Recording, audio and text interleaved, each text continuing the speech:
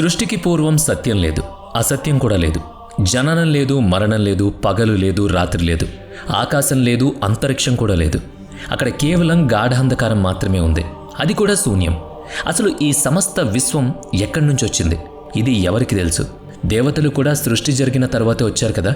బహుశా ఈ ప్రశ్నకు సమాధానం ఆ సృష్టికర్తకే తెలియాలి, లేదా ఆయనకు కూడా తెలియకపోవచ్చేమో. ఋగ్వేదంలోని నా సూక్తం ఇలాంటి ఎన్నో సంక్లిష్టమైన ప్రశ్నలతో నిండుంటుంది. నేటి ఆధునిక కాలంలో మనం వీటిని స్కెప్టికల్ ప్రాబ్లమ్స్ అని పిలుస్తాం.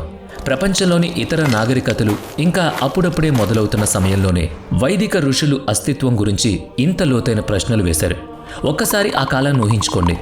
గుర్రాల సవ్వడి, ఋషుల మంత్రోచ్చారణలతో వాతావరణం మారుమోగుతుంది. నదులు స్వచ్ఛంగా ప్రవహిస్తున్నాయి, అడవులు పచ్చగా ఉన్నాయి, మనుషులు ప్రకృతి ఒడిలో జీవిస్తున్నారు. అదే వైదిక యుగం. నేటి మన విశాల భారతదేశ సంస్కృతికి, నాగరికతకు పునాది పడింది అక్కడే. చరిత్రకారులు ఈ కాలాన్ని 2 భాగాలుగా విభజించారు. మొదటి ప్రారంభ వైదిక కాలం, ఇది క్రీస్తుపూర్వం 1500 నుంచి 1000 సంవత్సరాల మధ్యకాలం. అప్పుడు ప్రజలు ప్రధానంగా పంజాబ్ మరియు ఆఫ్ఘనిస్తాన్ ప్రాంతాల్లో ఉండేవాళ్ళు. రెండవది మలి వైదిక కాలం, ఇది క్రీస్తుపూర్వం 1000 నుంచి 600 వరకు. ఈ సమయంలో సమాజం గంగా యమున మైదానాల వైపు కదిలింది. జీవన శైలి మరింత క్లిష్టంగా మారింది. పదండి, ఒక టైం మిషన్లో కూర్చుని ఆ కాలానికి వెళ్ళి మన పూర్వీకులు ఎలా బ్రతికారో, ఎలా ఆలోచించారో చూద్దాం. ప్రారంభ వైదిక ప్రజలకు భారతదేశం అంటే సప్త సింధు ప్రదేశం, అంటే 7 నదుల భూమి. ఇందులో సింధు, జీలం, రావి, సట్లైజ్ మరియు సరస్వతి వంటి నదులున్నాయి. వాళ్ళకి ఈ నదులు కేవలం నీటి వనరులు మాత్రమే కాదు, దేవతలతో సమానం. కానీ కాలం గడిచే కొద్దీ మనుషులు ఇనుముతో చేసిన ఆయుధాలు వాడడం నేర్చుకున్నారు. దట్టమైన అడవులను నరికి గంగా యమున నది తీరాల వైపు తూర్పు దిశగా నివాసాలు ఏర్పాటు చేసుకున్నారు. ఈ మార్పు కేవలం భౌగోళికమైందే కాదు, వారి సామాజిక మరియు ఆర్థిక పరిస్థితుల్లో కూడా భారీ మార్పులు తెచ్చింది. ఆనాటి సామాన్యుడు ప్రకృతిలో మమేకమై జీవించాడు. మొదట్లో ప్రజలు సంచార జీవనం గడిపేవారు. వారి ఇల్లు పచ్చి ఇటుకలతో లేదా కర్రలు, గడ్డితో ఉండేది. అవసరమైతే వాటిని వదిలేసి వేరే చోటుకు వెళ్ళిపోయేవారు. కానీ మలి వైదిక కాలం వచ్చేసరికి ప్రజలు ఒకే చోట స్థిరపడి గట్టి ఇళ్లను కట్టుకోవడం మొదలుపెట్టారు. అప్పట్లో తెగల మధ్య తరచూ గొడవలు కూడా జరిగేవి. అందుకే రక్షణ కోసం గ్రామాల చుట్టూ మట్టి గోడలు ఉండేవి. వాటిని కందకాలు అంటారనమాట. ఇప్పుడు వాళ్ళ జీవన శైలిని చూద్దాం. వైదిక ప్రజలకు ఫ్యాషన్ కంటే నిరాడంబరత మరియు సౌకర్యం ముఖ్యం. పురుషులు సాధారణంగా ధోతి లేదా శరీరం చుట్టూ ఒక వస్త్రాన్ని చుట్టుకునేవాళ్ళు. భుజంపై కండువా, తలపాగా కూడా ధరించేవారు. ఇక స్త్రీల విషయానికి వస్తే వాళ్ళు చీర లాంటి వస్త్రాన్ని కట్టుకునేవారు. ఆ రోజుల్లో దాన్ని వస్త్ర లేదా నీవి అని పిలిచేవారు. కేవలం బట్టలే కాదు, బంగారం, వెండి మరియు రాగితో చేసిన ఆభరణాలు ఉండేవి. వాటిని ఎక్కువగా ధరించేవాళ్ళు కూడా. మరి వాళ్ళు ఏం తినేవారు? పాలు, పెరుగు, నెయ్యి వారి రోజువారీ ఆహారంలో ముఖ్యమైనవి. ధాన్యాల్లో బార్లీ ప్రధానమైంది. ఆ తర్వాత కాలంలో గోధుమలు మరియు బియ్యం చేరాయి. వంట కోసం మట్టి పాత్రలు వాడేవారు. మాంసాహారం కూడా ఉండేది. కానీ ఆవును మాత్రం పవిత్రంగా చూసేవారు. ఆవుకు అఘన్య అని పేరుంది, అంటే చంపకూడదని అర్థం. ఇక్కడ ఆసక్తికరమైన విషయం ఉంది. యాగాల సమయంలో సోమరసం సేవించేవారు. ఇది ఉత్సాహాన్ని, ఒక రకమైన మత్తును ఇచ్చే పానీయం. దీన్ని దేవతలకు కూడా అర్పించేవారు. వైదిక సమాజం పితృసామ్య వ్యవస్థ కలిగి ఉండేది. ఉమ్మడి కుటుంబాలు ఉండేవి. ఇంట్లో తండ్రి లేదా పెద్దన్నయ్యే అధిపతి. కుటుంబ సభ్యులపై తండ్రికి పూర్తి అధికారం ఉండేది. ఎంతలా అంటే తప్పు చేస్తే కఠినమైన శిక్షలు వేసేంత. ఋగ్వేదంలో రిజాస్వా అనే వ్యక్తి ప్రస్తావన ఉంది. ఇతని తండ్రి కోపంతో అతన్ని గుడ్డివాణ్ణి చేశాడట. అయితే ఇలాంటివి అరుదుగా జరిగేవి. సాధారణంగా తండ్రి అనేవాడు కుటుంబ బాగోగులు చూస్తాడు. వంశం నిలబడ్డానికి, పితృ రుణం తీర్చడానికి కొడుకులు పుట్టాలని కోరుకుంటాడు. మొదట్లో సమాజంలో విభజన అనేది పనిని బట్టి ఉండేది, కానీ పుట్టుకను బట్టి మాత్రం కాదు. ఋగ్వేదంలో పురుష సూక్తంలో 4 వర్ణాల ప్రస్తావన ఉంది. బ్రాహ్మణులు, పురోహితులు మరియు గురువులు, క్షత్రియులు, యుద్ధం చేసేవారు మరియు పాలకులు, వైశ్యులు, రైతులు, వ్యాపారులు మరియు పశుపోషకులు, శూద్రులు, సేవ చేసేవారు. కానీ మలి వైదిక కాలం వచ్చేసరికి పరిస్థితులు మారిపోయాయి. వర్ణ వ్యవస్థ కాస్త జాతి ప్రథ లేదా కుల వ్యవస్థగా మారి పుట్టుక ఆధారంగా ఎంతో కఠినంగా తయారైంది. ఆశ్చర్యకరమైన విషయం ఏంటంటే కొన్ని గ్రంథాల్లో రాజు కంటే బ్రాహ్మణుడే గొప్పవాడని చెప్పబడింది. శతపథ బ్రాహ్మణం ప్రకారం రాజు తన శక్తిని బ్రాహ్మణుడి నుంచే పొందాడు. ఇక క్షత్రియులు మరియు రాజులు భూమికి యజమానులుగా ఉండేవారు. దేశ రక్షణ కోసం యుద్ధాలు చేయడం, ప్రజల నుంచి పన్నులు వసూలు చేసి రాజ్యాన్ని నడిపించడం వీళ్ళ బాధ్యత. ఆ కాలంలో వివాహం ఒక పవిత్రమైన బంధం.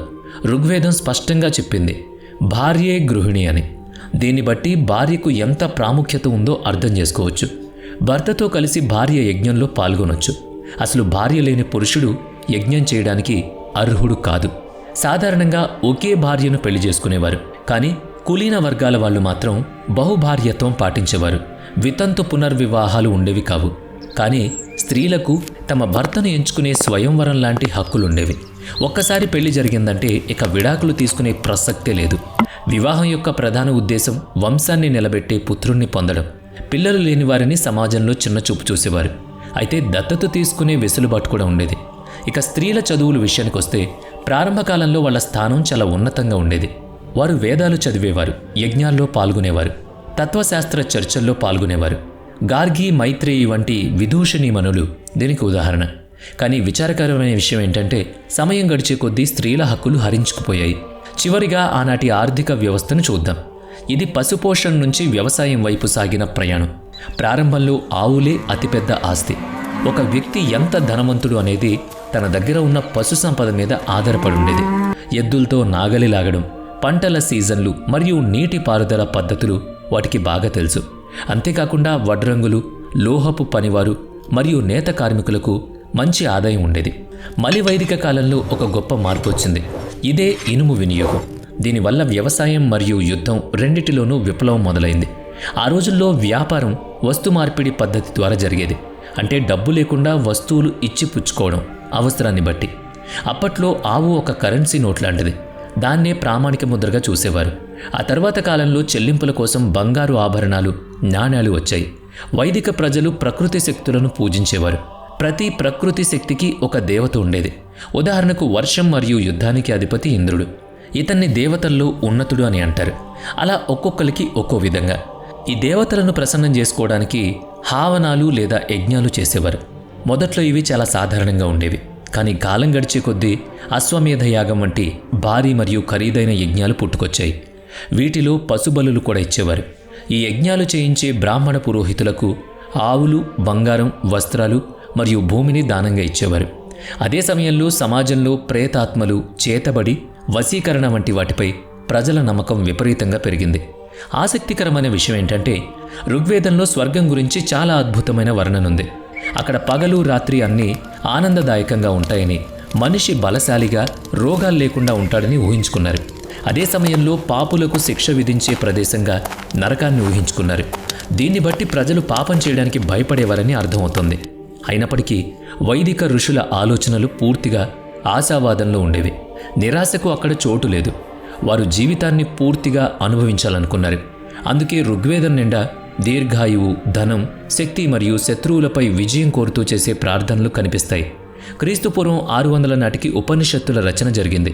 అప్పటి వరకు పెరిగిపోయిన పురోహితుల ఆధిపత్యం మరియు కర్మకాండల వ్యతిరేకంగా ఒక విప్లవం మొదలైంది. ఉపనిషత్తుల కాలంలో తపస్సు, త్యాగం మరియు సన్యాసానికి ప్రాముఖ్యత పెరిగింది. ఇక ఆనాటి చదువుల విషయానికి వస్తే జ్ఞానాన్ని అతిపెద్ద సంపదగా చూసేవారు. విద్య అనేది గురుకుల పద్ధతిలో సాగేది. విద్యార్థులు గురువు గారి ఇంట్లోనే ఉంటూ విద్యను నేర్చుకునేవారు. అప్పట్లో పుస్తకాలు ఉండేవి కావు. చదువంతా మౌఖికంగా సాగేది. సిలబస్లో వేదాలు, వ్యాకరణం, జ్యోతిష్యం, తర్కం మరియు యుద్ధ విద్యలు ఉండేవి. అంతేకాకుండా గణితం మరియు ఖగోళ శాస్త్రం కూడా అప్పుడే అభివృద్ధి చెందడం మొదలైంది. వైదిక ప్రజలు జీవితాన్ని చాలా ఆనందంగా గడిపేవారు. పండుగలు, ఉత్సవాల్లో సంగీతం, పాటలు మరియు నాట్యం కలిశాయి. రథాల పోటీలు ఉండేవి. ఇవి కేవలం వినోదమే కాదు, యుద్ధానికి సన్నద్ధం అవ్వడానికి కూడా ఉపయోగపడేవి. అయితే పాచికల ఆట కూడా ఆ రోజుల్లో చాలా ఫేమస్. కానీ దీన్ని ఒక చెడ్డ అలవాటుగా, వ్యసనంగా చూసేవారు. ఋగ్వేదంలో జూదం వల్ల కష్టాల పాలైన ఒక వ్యక్తి కథ, అలాగే జూదరి అయిన కొడుకును తండ్రి మందలించడం వంటి ప్రస్తావనలున్నాయి. వైదిక యుగం అనేది చరిత్రలో గడ్డకట్టుకుపోయిన గతం కాదు, అది ఒక జీవన ప్రవాహం. ఇది ఒక గొప్ప మార్పుల యుగం. సంచార జీవితం నుంచి స్థిర నివాసానికి, తెగల నుంచి రాజ్యాలకు, సరళత్వం నుంచి సంక్లిష్టతకు జరిగిన ప్రయాణం. ఆ కాలం నాటి నమ్మకాలు మరియు సామాజిక నిర్మాణాలే రాబోయే శతాబ్దాల భారతదేశానికి మార్గం చూపించాయి. ఈనాటి మన తత్వశాస్త్రం, భాషలు, పండుగలు, వీటన్నిటి మూలాలు ఆ వైదిక యుగంలోనే ఉన్నాయి. భారతదేశం తనకంటూ ఒక ప్రత్యేకమైన గుర్తింపును నిర్మించుకోవడం మొదలుపెట్టింది అప్పుడే. ఆనాటి సంస్కృతి ప్రతిధ్వని ఈనాటికి మనలో వినిపిస్తూనే ఉంటుంది. వీడియో నచ్చితే లైక్ చేయండి, షేర్ చేయండి. ఇప్పటి వరకు మన ఛానల్ని సబ్స్క్రైబ్ చేయనట్లయితే ఇప్పుడే సబ్స్క్రైబ్ చేసుకుని పక్కనే ఉన్న బెల్ ఐకాన్పై క్లిక్ చేయండి. నెక్స్ట్ వీడియోలో మళ్ళీ కలుద్దాం. Thanks for watching.